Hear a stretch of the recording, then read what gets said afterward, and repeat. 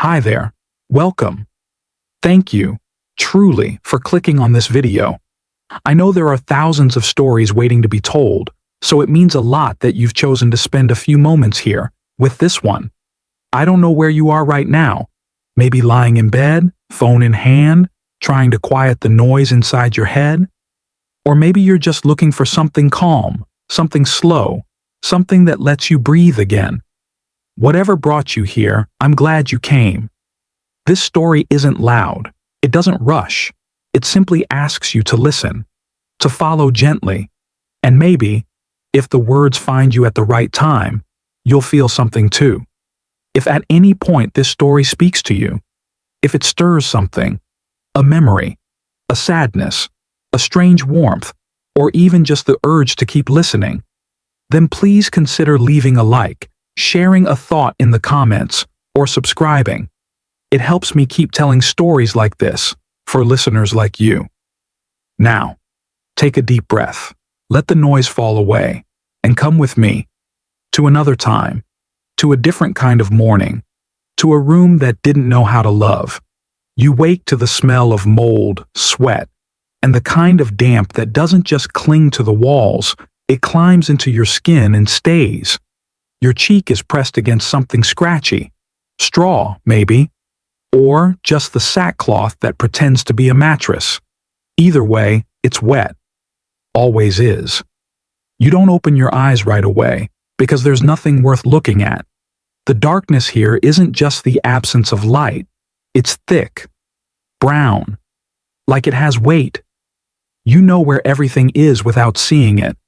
The slanted beams overhead, the peeling paper sagging from the ceiling, the outline of 6 other bodies curled up like spoons in a drawer. Your little sister's breath, uneven and shallow. The way she twitches in her sleep. Fever again. A rat scurries somewhere near your ankle. You don't flinch. What would be the point? Somewhere behind you, your mother is already awake. You know it's her because you hear the soft scrape of a thread being pulled through old cloth. She's sewing. Again. The same shirt she's patched a dozen times before, using the same dull needle that once belonged to her mother. She doesn't say, "Good morning." No one does. The room doesn't allow for such luxuries. Outside, the world is still dark, though technically the sun has risen. The window is just a greasy square of glass smudged with soot and breath, and the fog beyond it is so thick you could paint on it with your fingertip. Somewhere in the distance, a church bell groans like it too, is tired of waking up to this city. You sit up slowly, careful not to wake your brother, who's taken to grinding his teeth in his sleep. He's only 8, but he already knows what hunger sounds like when it's coming from inside your bones. Your feet touch the floor, cold, uneven, splintered wood. One of the boards is missing. Last winter, you burned it. You remember the way the flames flickered like they were ashamed to be small.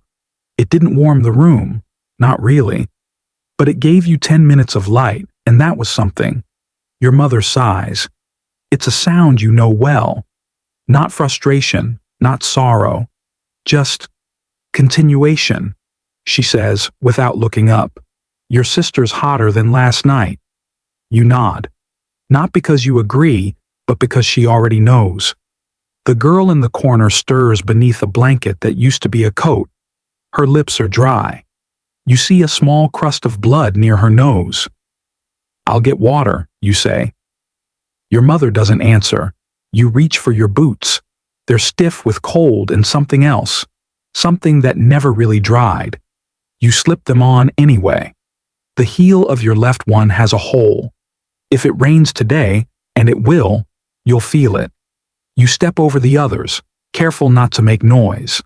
That's the only way kindness works here. Quietly. The door creaks when you open it. The hallway is no brighter than the room. Another rat darts across the floorboards. You pretend not to see it. The staircase groans with every step. You wonder if it remembers how many people have fallen down it, or how many won't come back up. By the time you reach the bottom floor, the city has begun to move. Slowly. like an old animal rising from a bed of wet straw. You open the front door, and the fog greets you like an old friend. It wraps around your face, your arms, your lungs. You cough once, then again. The second time tastes like ash. London, 1861. The air here is shared, and it is angry. Are you still with me? Good. I promise this gets worse before it gets better. You walk toward the pump, a rusted thing that groans like it hates being useful. There's a line already, women in layers of patched skirts and boys with hollow cheeks holding tin pails and broken jars. You take your place silently, because everyone knows the rules. No talking unless someone dies. And even then, only whisper. The woman in front of you coughs into her sleeve. The child at her side wipes his nose on the hem of her apron. She doesn't scold him. Her eyes are on the horizon, or where the horizon should be, if not for the fog swallowing the rooftops. When it's your turn, the handle bites into your palm as you pump, pump, pump, until water trickles out, brownish at first, then clearish. You fill your tin cup halfway, enough for a sponge bath and a few sips for your sister. Maybe your mother will take some too, if she remembers she has a body. You walk back slower than before. The city is waking now. Cartwheels rattle against cobblestones. A milkman curses at a dog. A fight breaks out near the butcher's. Two men arguing over the last cut of something that might be pork. You look away. Back home, the air inside is thicker. Your sister moans. Your mother's hands shake as she dabs her forehead with a cloth that should have been washed days ago. You give her the water. She nods. That's all. You sit beside your sister, hum something soft. She doesn't know the song. Neither do you. But the rhythm matters more than the words. Time doesn't pass here. It lingers, scratches, waits. You wonder what would happen if you simply lay down again and never got back up. But then your sister opens her eyes. Just a sliver. She looks at you. And that, somehow, is enough. You'd think the worst part of waking up in a room that doesn't love you is the room itself, the cold, the damp, the quiet wheeze of someone too tired to keep breathing. But no, that's just the first layer, like skin that's gone hard from too many winters. The real weight is outside. You know it the moment you open the door again, cup in hand, trying to catch what little clean air might exist before the streets fill with movement, with people, with the grinding, wet exhale of a city too full of lungs. The fog is already there. London doesn't wait. It's not fog like in paintings, those dreamy, soft watercolor clouds. This fog has color, texture. It slinks along the ground like an animal that wants to bite. It stinks, like coal, piss, and yesterday's regrets. You step into it anyway, because you have to. That's the trick here. Everything that kills you comes wrapped in the word necessary. Down the street, old Mrs. Penrose's doors open. Again. She hadn't answered yesterday. Or the day before. You heard the coughing through the wall all week. Sharp, wet, angry. But you didn't knock. No one did. Today, there's a cart in front of her building. Two men in worn coats, one with a scarf tied around his face, lift something wrapped in a gray sheet. A leg slips out. Just bone, really. Blue toes. Someone says, "Another one gone." No one stops walking. You don't either. By now, you've learned. Grief moves slower than rent. And you're already late. The pump is worse this morning. The line longer. The face is quieter. A child behind you whispers, "What color do you think it is today?" His sister giggles and answers, "Greenish-gray." He squints into the fog and says, "No, more like soup. Dead soup." It's a game. One kid's play now. Guess the fog color. Guess what's hiding inside. No one laughs out loud. Because somewhere under that fog, somewhere in the cobbles and drains and the lungs of men still too proud to sit down, is the reason their father hasn't come back, the reason their mother coughs through the night, the reason you learn to hold your breath as a child, not for fun, but for survival. London in 1861 is not a city. It's a chimney that forgot it had people inside. They say it's progress, that the smoke means business is good, that the haze is the breath of industry, that the factories make the future. But you're not in the future. You're in the now. And the now is filled with soot. You cough into your hand. There's blood this time. Just a dot. A polite warning. Behind you, someone hacks so loud it startles the pigeons. They don't fly far, just flap up, circle once, then settle again. Even they know not to waste the energy.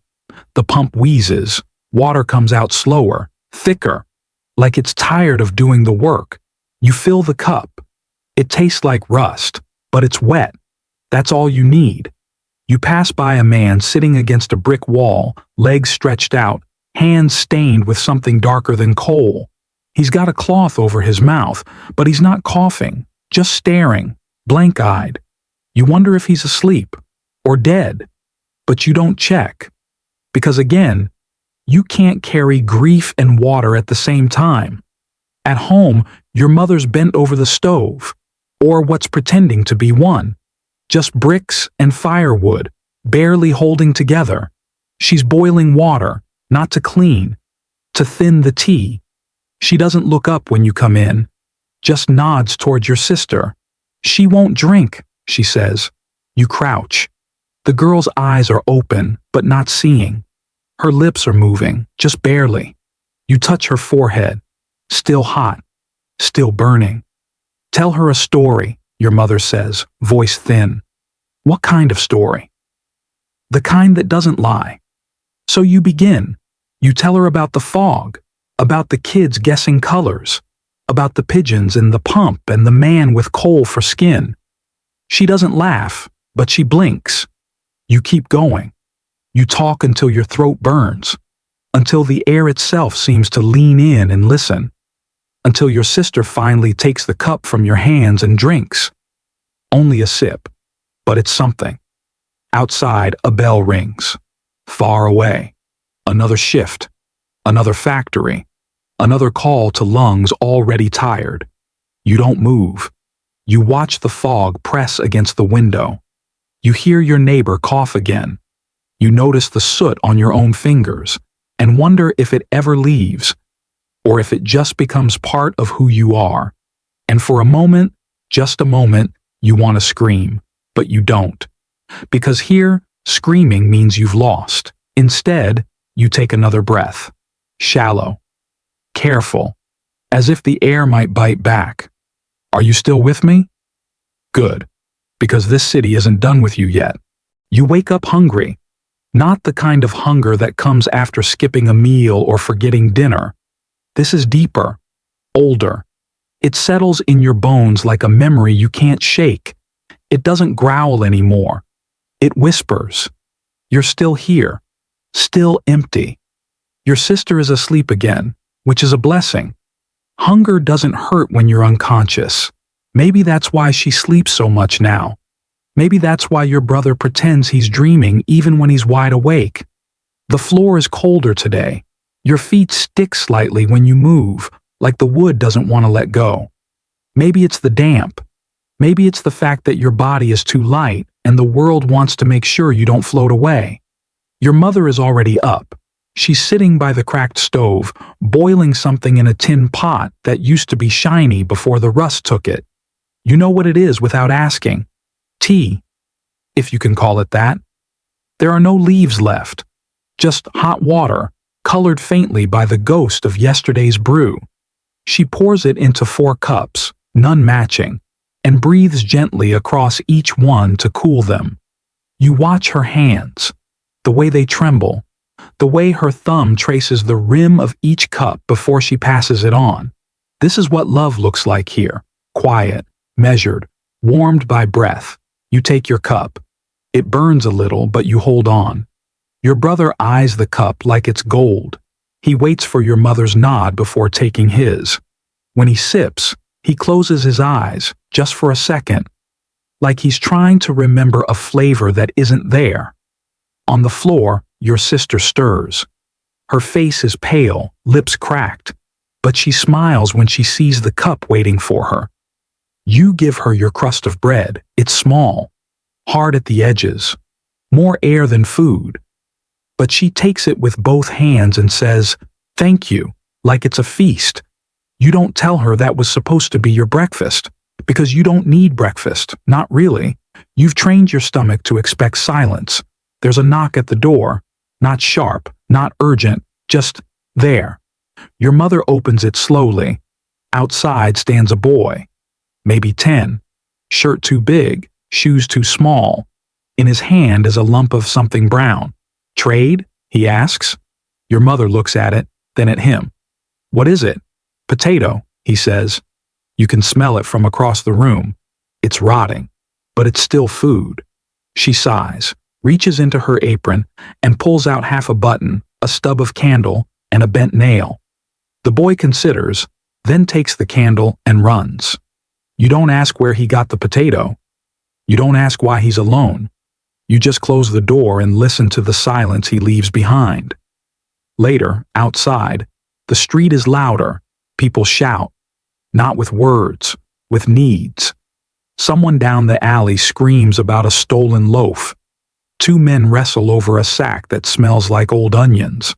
A woman sobs near the pump, holding something limp wrapped in cloth. You don't look. You keep walking. A group of kids is clustered near the bakery window. There's nothing on display. There never is. But they stare anyway, imagining smells, imagining warmth. One of them is drawing a cake in the soot with her finger. A man brushes past you. You feel his ribs through his coat. He mutters something under his breath about the government, about God, about bread. You nod. Not because you agree, but because he needs to be heard. You pass by Mrs. Henley's door. She's screaming again. "Thief!" she cries. "He took my potatoes." From the sound of it, someone's getting beaten. No one steps in. Because this isn't about crime. It's about hunger. Hunger makes good people dangerous. Hunger makes quiet neighbors loud. Hunger is the law here. And it doesn't care if you're kind or cruel. Back home, your sister has fallen asleep with the crust still in her hand. You pull a blanket over her and sit by the stove. The steam from your cup is gone. The tea is cold. Still, you drink it.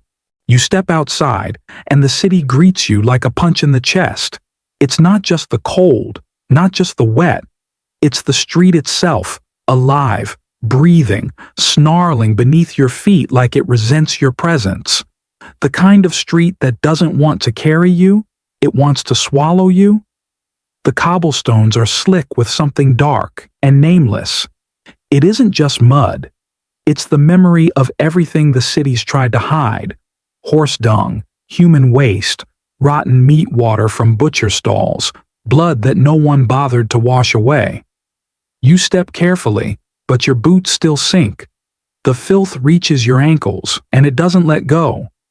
The fog is thick today, but not clean, not white like clouds. It's brown, yellow at the edges. You can taste it. It's not just in the air, it's in you. Each breath coats your throat in soot and sourness. You cough once, then again. The sound echoes, but no one turns to look.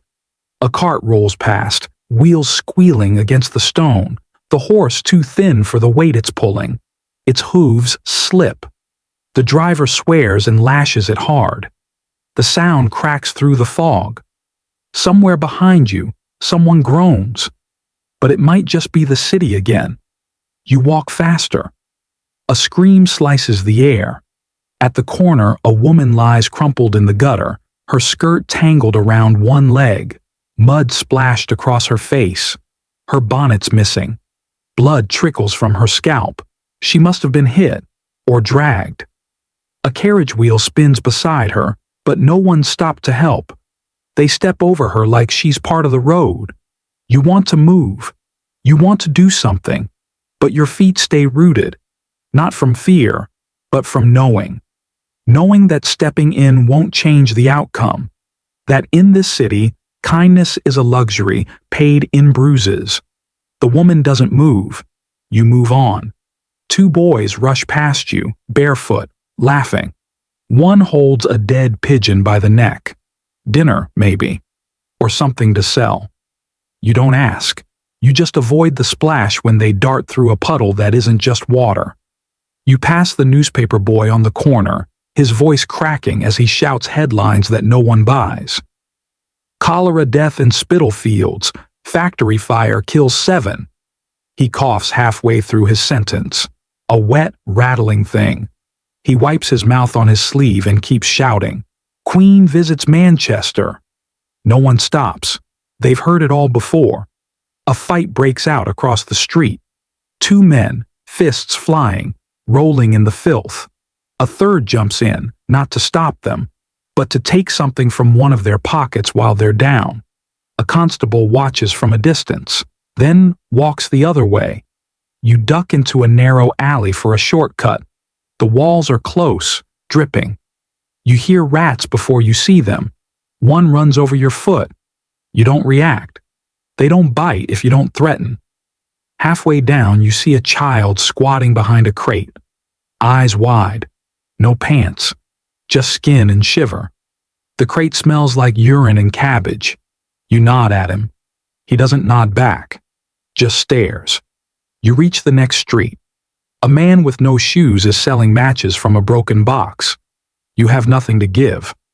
But you stop for a second. He smiles at you with only half his teeth.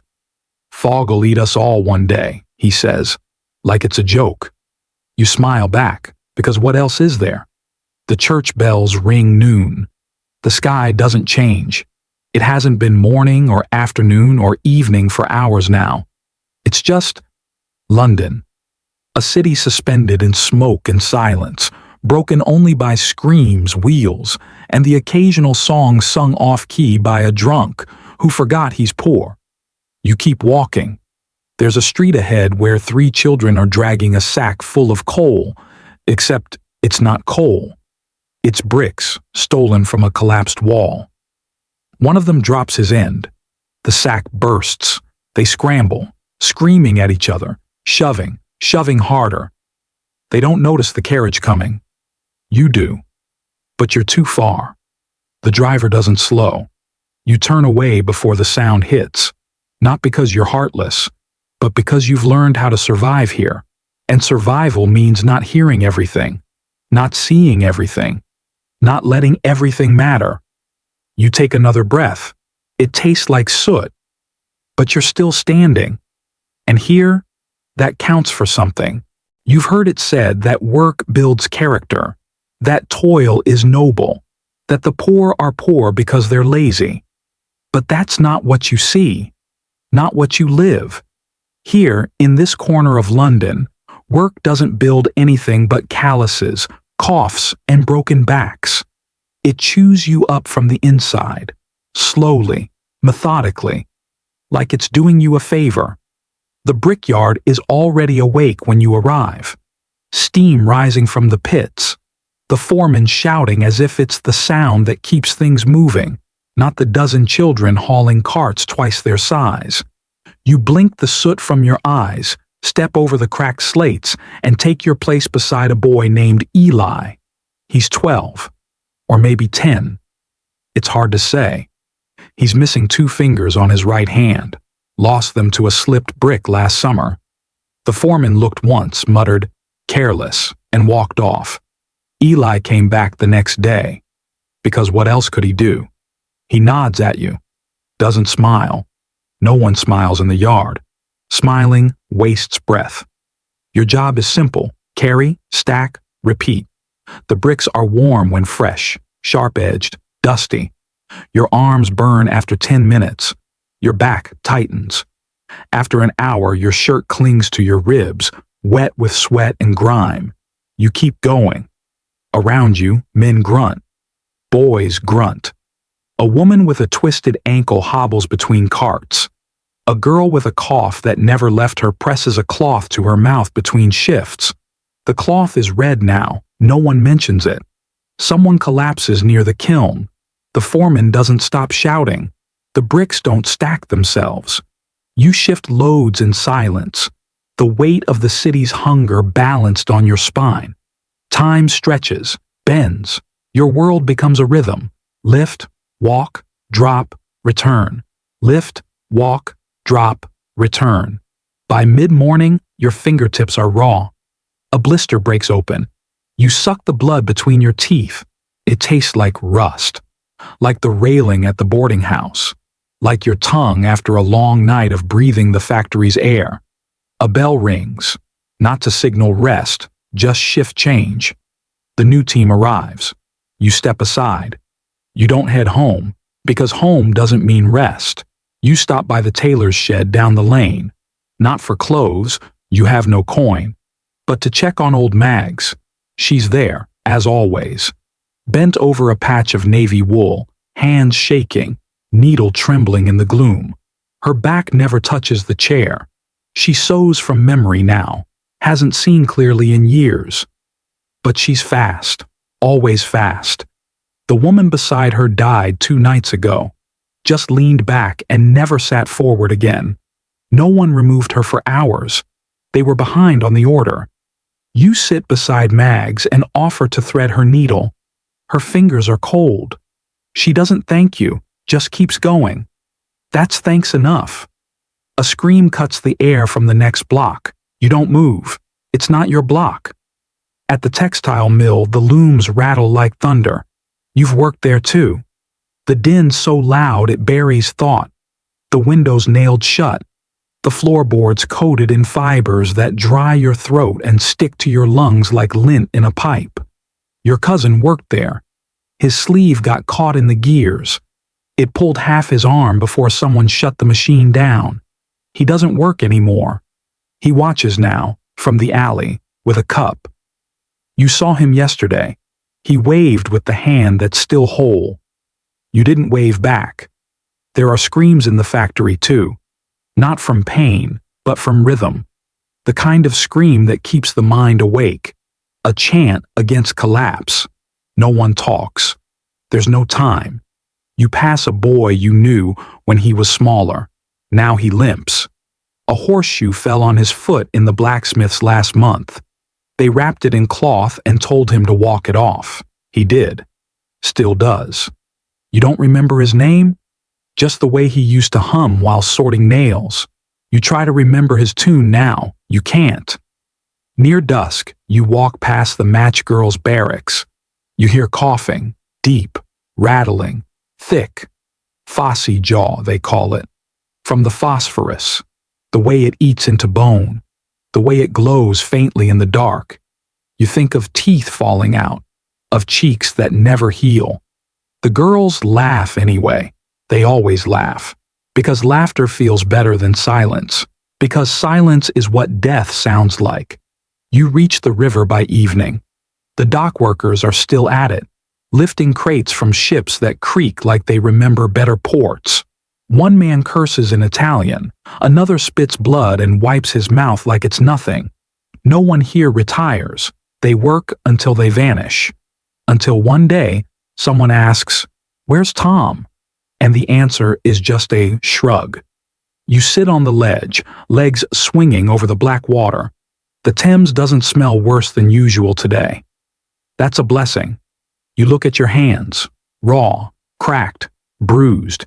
You flex them once, twice, still working, still yours, for now. You take a deep breath. It tastes like iron and fog, but you take it anyway. You used to think childhood was a season, like spring, a thing that passed through everyone at least once, filled with skipping stones, lazy afternoons, scraped knees that hurt just enough to feel alive. But not here. Here, childhood is not a season. It's a missed appointment, a letter that never arrived. The first time you saw a child crawl into a chimney, you were 8. He was smaller than you, just bones in a sack of soot. His face already streaked black, teeth chipped, eyes wide like some part of him knew it shouldn't be this way. They called him the Climber. You remember the way he vanished into the dark hole, like smoke running backward. The master sweep said, "He's got the right shape." You said nothing. Later they pulled him out by his feet. He didn't move. No one screamed. No one cried. They laid him near the coal pile and got another boy. You learned then, some jobs require silence. Down by the river, you pass the diving boys. Trousers rolled to their thighs, skin chapped from cold and clotted with bruises. They dive for scrap metal, bent nails, bottle glass, anything that might weigh enough to trade for bread. The water is black, thick with secrets. One boy surfaces with a rusted pipe. Another doesn't surface at all. No one says his name. They wait a few moments, just to be sure. Then someone says, "He's gone." And they keep diving, because dinner won't wait for grief. In the alley near the train yard, a girl with tangled hair sells matches. Her basket is half empty. She always smiles. Always. You pass her each evening on your way back from the brickyard. She never asks for coin. She just hums a little tune that sounds older than she is. A lullaby, maybe. Or something she heard her mother sing once. Last night, there was a wind. Rough. Icy. Sharp as knives. You didn't see the girl today. Her spot was empty, but a single match was left behind, burnt down to its stem, stuck into the ground like a gravestone no one will read. You didn't touch it.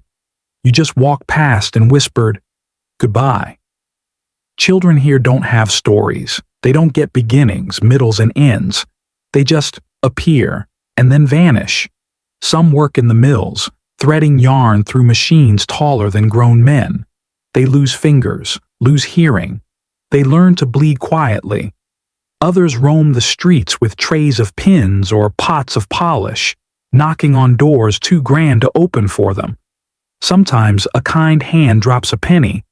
Sometimes the door slams. But they keep knocking, because hunger is louder than shame.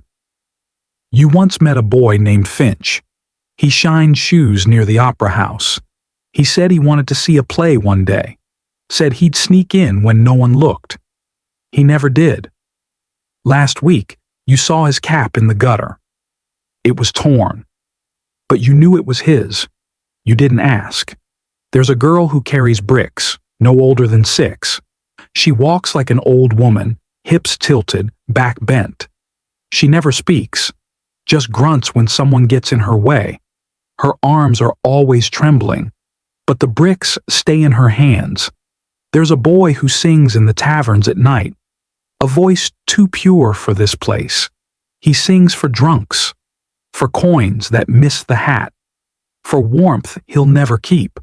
Sometimes he cries while he sings. No one notices.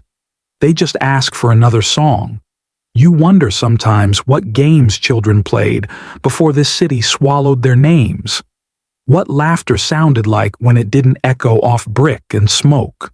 But those thoughts are dangerous. They taste like hope. And hope, in places like this, is a kind of madness. So you keep walking, past the chimney stacks, past the riverside, past the alley where the match girl once sat. Because tomorrow comes whether you ask it to or not. And in this world, children don't rest. They survive. Or they don't. The thirst doesn't arrive all at once. It tiptoes in, quiet, patient, like a visitor who plans to stay. You don't notice it until your tongue feels too big, until your lips begin to crack in the corners and you find yourself swallowing nothing just to remember how it feels. Water should be simple, but in this city, it is the slowest kind of poison. Your mother once told you to boil it, always boil it. But there's never enough wood, so she uses the damp scraps, the ones that sizzle and spit more smoke than heat. She leans over the tin kettle, whispering prayers you stopped believing in. You ask her once, "Do you think it helps?" She doesn't answer. The steam from the kettle rises like a ghost, trailing up toward the ceiling beams blackened by years of breath and ash. She strains the water through a cloth that's more whole than fabric. You watch the droplets fall into the cracked mug, tiny, brown, and shimmering. That's breakfast. A few sips each. The younger ones get more. You pretend not to mind. By midday, your gut twists in slow, familiar pulses. A gurgle here, a sharp bite there. You clutch your stomach and breathe through it. It always passes, until it doesn't. Out near the pump by the butcher's lane, a cat floats belly up in the trough. The kids don't scream. They just look, then drink anyway. You try not to. But thirst is a liar. It makes promises. It says, just one sip. You'll feel better. And sometimes it's right. For an hour. Then come the sweats. Then the shakes. Then the kind of pain that makes you bite your sleeve to stay quiet. Your neighbor, Mr. Griggs, used to sell bottles of miracle water. Said it came from a spring in the north. Said it cured everything from cough to heartache. He died last week. You heard it was dysentery. They buried him without ceremony. The preacher didn't even come. You think about that sometimes when you sip from the bucket, how one drink can mean life or rot. But there's no choice. The city gives you one faucet, and it's older than your grandmother. When it works, it squeals like a pig being dragged to slaughter. When it doesn't, you go to the river. And the river? You don't talk about what floats in the river. The children have a game. They call it fog or filth. They gather around the water pump and try to guess what shade it'll be today. Gray like gruel. No, brown like mama's tea, one guesses black. He wins. No one laughs. You remember a time when thirst meant running in the sun. Now it means praying not to bleed from places that shouldn't bleed. Sometimes you hold the mug and imagine it's something else. Not wine, not milk, just cold, clean, clear, like the rain that used to fall in your dreams. But dreaming makes you slow, and slow makes you dead. So you drink, and you swallow the sickness with it, because thirst is a disease here, and there's no cure, only endurance, only tomorrow. Coughing becomes the city's second language. It fills the alleyways like songbirds once did. High, low, wet, rattling. It comes from everywhere, from behind closed windows, under blankets, through the cracks in the bricks. It becomes the rhythm of your mornings, the soundtrack to your nights. You wake to your sister's breath catching in her throat. She doesn't cry. She doesn't have the strength. Her skin is hot and dry. Her lips are cracked, and her eyes roll back when you try to lift her. Your mother sends you to the hospital. You run, barefoot. You pass 2 carriages, 3 street fights, 1 woman cradling a lifeless baby. You don't stop. The hospital is just a building. No grand archway, no warmth. Only the stink of bleach, urine, and something metallic. The man at the desk doesn't look up when you speak. She's burning, you say. She needs a bed. He doesn't ask her name. He doesn't ask her age. He asks, "Did your mother pay?" You shake your head. He shrugs. Next. You want to scream, but you don't. Because even rage requires calories. You return home with nothing. Your mother doesn't ask. The girl moans in her sleep, fever dreams stealing what little she has left. You sit beside her and dab her forehead with a cloth you wet from the same pump where the cat was found. Later you go to the apothecary. It's a narrow place, with jars on crooked shelves and a smell like rot and roses. A man with ink-stained fingers asks, "What's wrong with her?" She won't wake up. He nods like he's heard it all before. He probably has. He hands you a bottle, no label, just a brown liquid that sloshes when you walk. Laudanum, he says. You don't know what it is. It'll quiet her. Will it cure her? He laughs. You pay with a coin your mother was saving for bread. The girl sleeps deeper, too deep. You worry she won't wake at all. Across the street, a man coughs into a handkerchief so red it's almost black. He folds it, tucks it away, and lights a cigarette. You watch a carriage pull up beside the house next door. Out steps a man in a velvet coat, eyes heavy with wine and boredom. The doctor follows behind, holding a leather bag. They disappear inside. The door closes. Your mother watches from the window. He comes for them, she says. Not for us. You nod, because you already knew. You heard once that there are hospitals in the West End with silk sheets, that they use real gauze, that their patients bathe in lemon water. You heard they have nurses who smile. You've never seen a nurse smile. Sometimes your neighbor's daughter helps the sick. She brings broth and wipes brows. People call her foolish. She says, it's not about saving them. It's about not letting them go alone. You think about that a lot, because people go here every day, some in silence, some screaming, but always alone. You learn early that honesty is a luxury the hungry can't afford. No one ever says it out loud. They don't have to. It's written in every empty stomach and every stolen glance towards something that isn't yours, but should be. You see it first when a boy, maybe 10, maybe younger, is dragged by the collar through the market square. His shirt is torn. His feet are bare. He's crying, but not from fear. Not entirely. He cries because he's hungry. And the apple he tried to steal rolled too far into the gutter. The constable grips his arm like it's made of rope. The boy begs, "Please, sir, I'll give it back." But there's nothing to return. Someone kicked the apple. Someone else picked it up and bit into it. You stand among the crowd and no one speaks for him, not even you. He's taken away. And the space he leaves behind is filled with the smell of roasted chestnuts and rotting fish. You wander the stalls, pretending you're not watching. A woman swaps a package of good meat with a smaller bundle from under her skirt. The color's wrong. The smell is faint but familiar. She hands the foul cut to a young mother who doesn't know, or pretends not to know. The coins clink. The deal is done. You say nothing, because you understand, because survival makes you quiet. In the alley behind the butcher's, you pass a man with yellow gloves and a basket. Inside the basket, hair, long strands of it, twisted and tied, some blonde, some black, all clean. He knocks on the door of the anatomy school. They let him in. You ask someone once, "Where does he get the hair?" They say, "From heads that don't need it anymore." You don't ask again. There are boys who crawl beneath wagons to scrape horse dung into buckets. They sell it for a penny. There are girls who sit in the cold with trays of matches no one buys. Their fingers turn blue before midday. There are mothers who trade more than goods.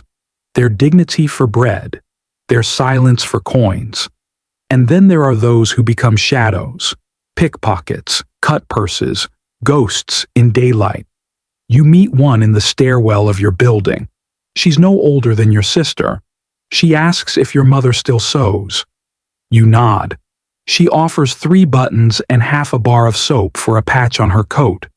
It smells of tobacco and perfume. Cheap perfume, the kind that sticks to bed sheets and never quite leaves. You take the soap. You don't ask questions. Some nights you hear footsteps on the roof. Someone's crawling from one building to another. The police don't go that high. Neither does the law. You wonder what they're running from, or toward. You don't sleep well those nights. One morning, you find a note slipped under your door. No name. Just, "They're watching." Your mother burns it without a word. You don't speak of it again. Sometimes you imagine a life where work means safety, where wages are fair, where hands are only blistered from honest labor. But that world isn't this one. Here, the only thing more dangerous than a crime is being too good to commit one. You remember the first time you saw someone trade blood for silver. A boy had cut his hand on a broken bottle while digging through trash for bones. He didn't cry. He just walked to the tannery and offered his bandaged fingers to a man who made glue from discarded bits. The man gave him 6 pennies. The boy gave him his silence. You see a girl push a cart through the fog. No wheels, just a crate strapped to her back. Inside are spoons, candle stubs, buttons, and human teeth. You don't ask. You just help her lift it over the curb. She nods. That's the only thank you anyone gives here. At the corner by the abandoned chapel, a boy sharpens a blade with a stone. He isn't hiding. No one stops him. You see him later walking behind a drunk man. You look away before anything happens. That night, you lie awake, counting the coins your mother left on the table. It's not enough. It never is. And tomorrow, you'll pass the same stalls, smell the same rot, hear the same cries. And you'll wonder again, what kind of world makes crime feel like the only honest thing left? You turn over and try to sleep. But sleep doesn't come.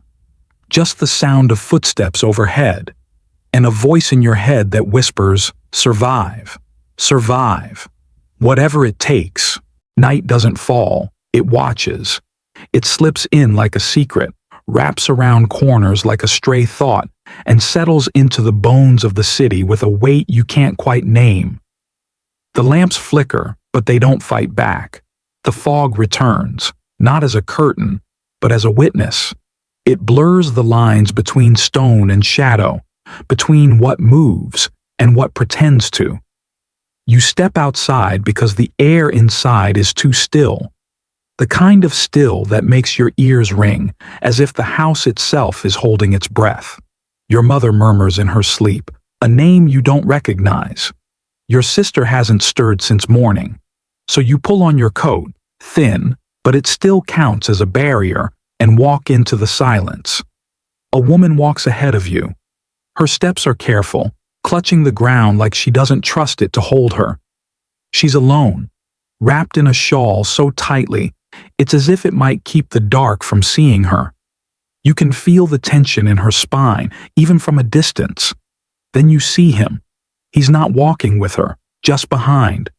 Not close enough to touch, but close enough to promise he could. Every time she speeds up, he matches her. Not a word is spoken. Not a sound except for shoes against wet stone. But the space between them is screaming. She doesn't run. No one ever runs. Because running means you believe it's real. And when you believe it's real, you break the rules of survival. So she walks. And he follows. You want to shout, but your mouth stays shut. You want to step forward, but your feet won't move. And by the time you make a decision, they've turned the corner and vanished. You think about your sister, and you walk the other way. 2 streets over, someone screams. It's not the kind of scream that begs for help. It's the kind that's given up expecting any. A window slams shut above you. Another one dims its light. Somewhere, a door clicks closed like a secret being locked away. You don't stop walking. You don't even look up. In the narrow alley behind the shoemaker's shop, a fire burns in a trash bin. The flames are greedy, licking the walls, eager for something bigger. But no one calls for help. No one grabs a bucket. No one wants to get involved. Because involvement is dangerous. It draws attention. And attention is death. The night feeds on indifference. And the city? The city prefers it that way. As you pass the alley, the heat brushes your cheek. It's the first warmth you've felt all day. You don't stop. Down another street, a figure crumples against a brick wall, coughing into a cloth already soaked with red. You pause, just for a moment, before the sound of hurried steps behind you pushes you forward again. You don't look back. You've learned better. There is no safety here, not even in numbers. In fact, the more eyes there are, the less likely someone is to care. You turn onto your street just in time to hear a door slam. A child cries behind it. Then silence. Complete. Unwelcome. You reach your own door, breath shallow. The key sticks, as always. You wiggle it, listening, not for footsteps, but for stillness. For the heavy quiet that means no one followed you home. Inside, the room smells of boiled rags and old prayers. Your mother hasn't moved. Your sister's breathing is faster now, but faint. Your brother stirs, mutters something in his sleep about bread. You sit down slowly. Let your back rest against the cold wall. You let the quiet wrap around you like a second skin. But you don't close your eyes, not yet. Because out there, the night still watches. And it remembers the ones who dared to sleep.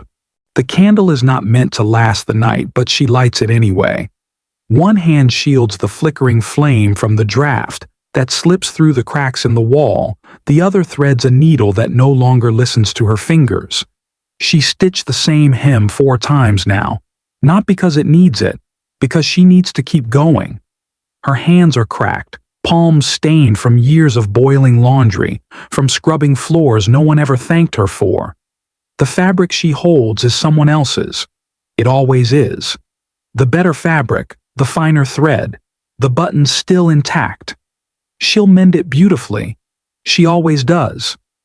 Then hand it back with a quiet nod, and the lady who owns it will say, "You're good with your hands," and never ask her name. Down the hall, the girl in the red scarf has not come home. Again. Her little brother sits curled in the corner, watching the door. He's made a bed of her old skirt and pretends she's still sleeping there.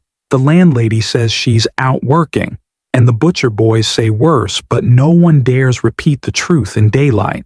She comes back sometimes before dawn, shoes muddy, knees scraped, eyes glassed over like windows that forgot how to reflect.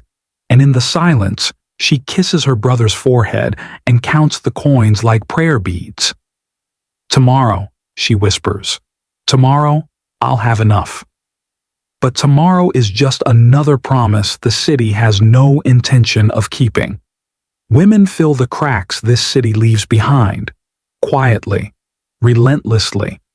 A mother somewhere is folding a scrap of boiled cloth into her baby's mouth, pretending it's food. A sister's wiping blood from her younger brother's face before he goes to beg on the corner, telling him to smile, always smile, or they'll chase him off. A widow carries 2 buckets of water up 5 flights of stairs with knees that tremble on every step because her son is too sick to stand and the doctor doesn't come to this part of town. You walk past them every day. You've seen the girl on the stoop with the burn scar down her arm, rocking someone else's baby because the mother's shift ran late. You've heard the old woman behind the bakery who croons lullabies to the ghosts of children she never got to raise. You've watched your own mother kneel beside a cracked porcelain statue of the Virgin Mary, cup of water balanced beside it, whispering prayers not for herself, but for the milk to stay, for the fever to pass, for the rent not to rise. These women don't cry often. There's no time for that. Instead, they move, always move, hemming, hauling, holding, healing. Some of them even smile while doing it. Not because it's easy, but because someone else in the room needs to see a reason to keep breathing. You once saw Mrs. Fairchild barter half a loaf of bread for a thimble of soap, just so her daughter could go to church smelling clean. She said, "God sees everything." You didn't have the heart to ask her if he also smelled it. There's no applause, no recognition, no reward. But every morning, before the men stir, before the city shakes itself awake with hooves and hammers and hunger, it's the women who are already up, replacing the cracked soles in shoes, boiling the gray water for tea they can't afford, lifting babies from floors and dreams from ruin. It's in the way they fold clothes with care, even when the clothes don't fit anymore. It's in the way they hum broken songs while peeling potatoes too soft to keep. It's in the way they look out windows as if the horizon might one day look back. And when night falls, When the fog returns and the bells groan and the world pretends to forget again, they remain, with tired backs but unbroken spines, with blistered fingers that still reach for softness, with voices that may never be written into history, but have kept it breathing all along. Somehow, amid all the ash and ache, they still laugh. Their shoes are made from scraps. Their voices rasp from breathing in too much smoke, and their fingers are calloused from jobs that no child should ever know. But their laughter rises above it all, thin, bright, like the edge of a broken bottle catching sunlight. You hear it first near the alley where the butcher's waste gets dumped. It's not a safe place. It smells of rot and rust, of blood that stains the cobblestones and never leaves. But to them, it's a stage. 6 children gathered behind crates and barrels, giggling between whispers, crouched low behind a sheet that once served as someone's curtain and now serves as their theater. The puppets are made from rags, buttons for eyes, sticks for arms. They've built a whole world with threadbare cloth and string. One of them, a boy missing 2 front teeth, narrates with a gravelly voice that mimics the rich. "My lord," he says, wobbling the puppet, "your soup is cold and your crown is crooked." The others burst into squeals. You catch one wiping her nose with her sleeve, never missing a beat, lifting her puppet high like royalty. This is how they fight back, with stories, with play, with little worlds they can control, even if only for an hour. Down the street, a girl squats near a crumbling wall. Her hair is tied back with twine. Her dress, too short now, has been mended so many times it looks like a patchwork map of the city itself. In her hand is a stick. Her canvas? Soot. Dirt. Brick. She draws a sun, a simple circle, lines radiating from it like eyelashes. She hums as she works, a tune without words, maybe passed down from someone who once believed in brighter mornings. She draws 2 more, one for her, one for her brother who died last winter, then a dog, then a tree. Her fingers leave trails in the soot, but she doesn't mind. She sees what we don't. Her wall is a garden, a sky, a memory that no frost can steal. Behind her, a younger child waddles with something clenched in her fist, a lump of coal. She calls it her doll. You watch her tuck it into a makeshift cradle, half a shoebox padded with crumpled paper. She speaks to it as if it can hear. "Be good," she says. "Don't cry, Mama's working." Then she wraps it in a sock and sings a lullaby made of nonsense syllables. The doll doesn't blink, but neither does she. And somehow, that's enough. At the pump, where the water tastes like iron and sometimes worse, 3 boys play a game. They take turns spitting into the dirt, trying to make patterns before the mud swallows it. One bets a pebble, another a bent pin. No one wins, but all of them laugh like kings. It's not just the games, it's the defiance. It's the way they steal joy from a world that denies it to them. It's in the hopscotch drawn with chalk, stolen from a collapsed schoolhouse. In the skipping ropes twisted from laundry lines. In the songs they shout at the top of their lungs just to hear something louder than the coughing. One afternoon, you pass a narrow courtyard where 3 girls have dressed up in bits of ribbon, worn-out gloves, a veil fashioned from an old net curtain. They're playing wedding. The bride walks slowly, dramatically, arms folded like a duchess. "Do you, madam, take this broom to be your lawfully wedded husband?" The priest, a boy with soot on his nose and a vest several sizes too big, makes a grand gesture. The others clap. A rat scurries by. No one notices. Their joy doesn't come from toys. There are no toys. Their joy is built from what's left behind. Rusty tin lids become coins. Broken spoons become swords. An old boot becomes a boat in a puddle. Even grief becomes play sometimes. You once saw a boy bury a pigeon, carefully, digging with a spoon. His friend stood beside him holding a daisy they'd picked from between two paving stones. They gave the bird a name, said a few words. Then, 5 minutes later, they were chasing each other down the alley, pretending to be pirates. They don't pretend because they're naive. They know the city. They know what death smells like, what hunger sounds like in a sibling's sleep. They've watched too many mothers cry behind closed doors. They've seen too many fathers not come home.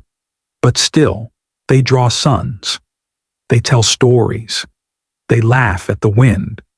Not because they believe the world is kind, but because somehow they've learned to be. It happens quietly. No bells, no parades. Just a moment, tucked in the corner of a street too gray for memory, where something gentle pushes back against the cold. The old woman with the crooked spine sits by the bakery every morning. She doesn't beg. She just waits. Wrapped in a coat with more holes than cloth, her hands folded in her lap like wilted petals. Some days she hums. Most days she listens. Today she sees a boy. Thin. New. You can always tell the new ones. They look at everything, even the rot, like they're still hoping to find something that doesn't hurt. His knees are scraped, his stomach louder than his footsteps. He stops a few feet away, unsure whether to run or cry. The old woman doesn't say a word. She reaches into the folds of her coat and pulls out half a potato, roasted but cold now. The kind of food you save, the kind of food you don't give away.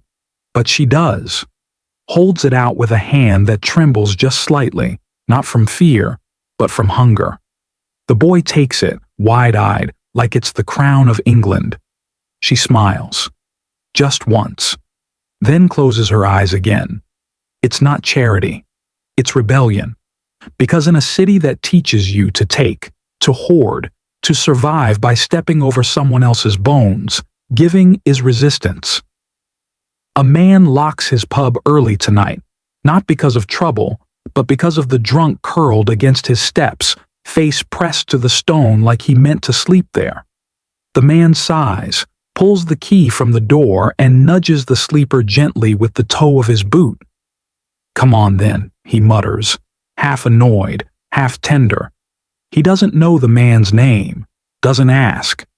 Just loops the drunk's arm over his shoulder, walks him 3 streets over, waits until someone opens the door, then returns in silence. He'll lose business tonight, but gain nothing anyone can measure, except maybe a little warmth in a world that always feels 2 degrees too cold. Once you collapsed. It wasn't dramatic, just the slow kind of collapse. The knees that no longer held, the head that tilted too far back, the world that blinked out without warning, hunger, exhaustion, grief. Pick one. You don't remember the fall, only the weight of the cobblestones under your cheek, and then something else. A touch. Not a hand pulling you upright, not a shout for help, just cloth, rough, warm, folded around your shoulders. Someone, thin arms you think, probably younger than you, had placed a blanket over your body and stepped away before you could even thank them. You never saw their face. But that night, for the first time in weeks, your dreams weren't cold. It keeps happening. In the shadows. In the spaces between catastrophe. A midwife offers to help a stranger give birth in the back of a coal cart. A baker leaves a burnt loaf on a windowsill, knowing someone will steal it. A girl gives up her spot by the fire for an old man whose hands won't stop shaking. And no one talks about it. Because kindness here is not loud. It doesn't beg for recognition. It doesn't pose. It survives. Like a candle left burning in the corner of a ruin. Like a song hummed after the body forgets how to sing. Like hands, blistered and broken, still reaching out to hold someone else steady. This city does not make it easy. It punishes softness, taxes mercy, buries tenderness beneath soot and duty. But somehow, kindness grows anyway, in every shared crust, in every quiet act of care, in every time someone chooses to give instead of take. You once heard a priest say that God lives in churches, but you've seen him more often in the eyes of someone with nothing, offering half of it anyway. And maybe that's the point. Maybe kindness isn't about saving the world.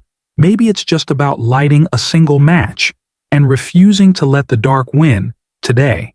You wake before the light, not because you want to, but because the city demands it. The ceiling above you is cracked like old skin, and the draft that snakes through the boards hums the same warning it always has. You were not built to survive here, but you do. Your bones ache, not the sharp kind, but the dull, deep throb of living too long without rest. You move slowly, like someone rising from beneath a tide that never really let them up. The straw beneath you crunches. The others stir. No one speaks. Not yet. You step out into the morning, if you can call it that. The air tastes of ash, the kind that settles behind your teeth and never quite leaves.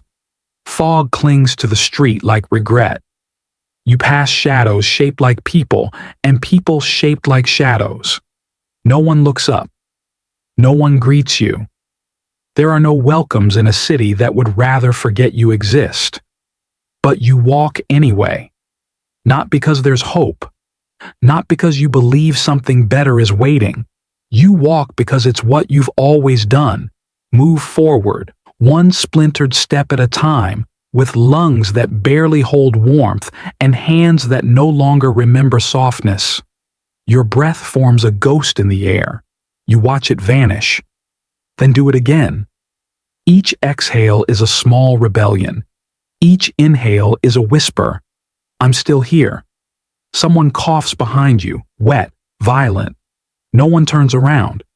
There's a rhythm to this kind of survival, a choreography of indifference. Everyone knows that looking too long is dangerous. Empathy can cost more than food. You reach the corner where the children used to play.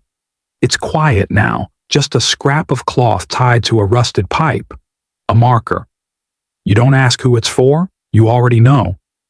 The baker's door is shut. The pub is locked. The factory gate waits with open jaws. You slip inside. The machines groan like ancient gods being forced to rise again, heatless, hungry. The foreman's whistle cuts through the fog like a blade. You take your place. Your hands begin the dance of repetition. Pull, stack, lift, place, again and again. You don't cry anymore.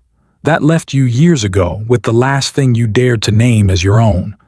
Now, there's only the work, the motion, the noise. But under it all, still, you breathe. They don't want you here, not really. They want your labor, your hours, your heat, but not you. You're a statistic, a shadow, a replaceable part in a machine too old to remember mercy. But you remember? You remember the way your sister laughed once, when you made a joke about the chimney swallows thinking she was one of them. You remember your mother's hand on your forehead, not tender, but present. You remember a song, almost forgotten, hummed under your breath because no one else dared sing it. These things, they live inside you. And every morning you rise, not because it's easier, but because giving up would let them win.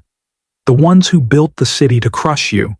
The ones who paved over fields with soot and silence.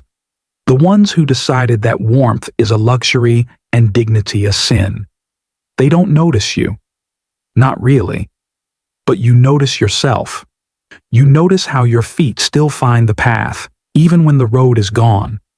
How your fingers still curl around coins that don't feel like enough, but are still something. How your eyes still find the sky, even when it hides behind smoke. This city is not kind. It never has been. It swallows names. It forgets faces. But it has not defeated you. You eat, even if it's barely food. You laugh, even if it's only once a week. You breathe, every single day. And that breath, that is your banner, your protest, your proof that you were not erased. Because every time you draw air into tired lungs, this place loses a little. You exist in defiance, and that is enough. Would you survive Victorian London? It's not a simple question. It never was. Because survival here isn't about strength, or luck, or even cunning. It's about something much quieter, something that doesn't shout or shine. It's about staying. Staying when the air cuts your throat with every breath. Staying when your skin breaks open from cold and your soul aches from silence. Staying when the street turns its back. When your name is forgotten before it's spoken. When hunger becomes a second heartbeat and grief lives beside you like an old friend. Could you do that? Could you wake each morning to the same darkness, the same cough in the hallway, the same cracked bowl on the table, and still find a reason to rise? Would you walk through alleys slick with rot, past windows that never open, past children with eyes too old, and still believe, somehow, that today deserves your steps? Because that's what they did. Not just once, but every single day. They weren't saints. They weren't heroes. They were tired women with threadbare sleeves, men who sang to themselves to silence the factory bell, children who made dolls out of soot and love out of scraps. No one chose this life. No one wanted to be born into a city that punished breath and taxed hope. But still, they lived. Not just existed, lived. They found joy in rain puddles, laughed under broken roofs, held hands in the dark, shared the last crust of bread without needing thanks, buried their dead with songs the world didn't deserve to hear, lit candles against the night and dared to whisper stories to the next child as if the telling itself was rebellion. Their names aren't in history books. You won't find them on plaques or statues. But look closer.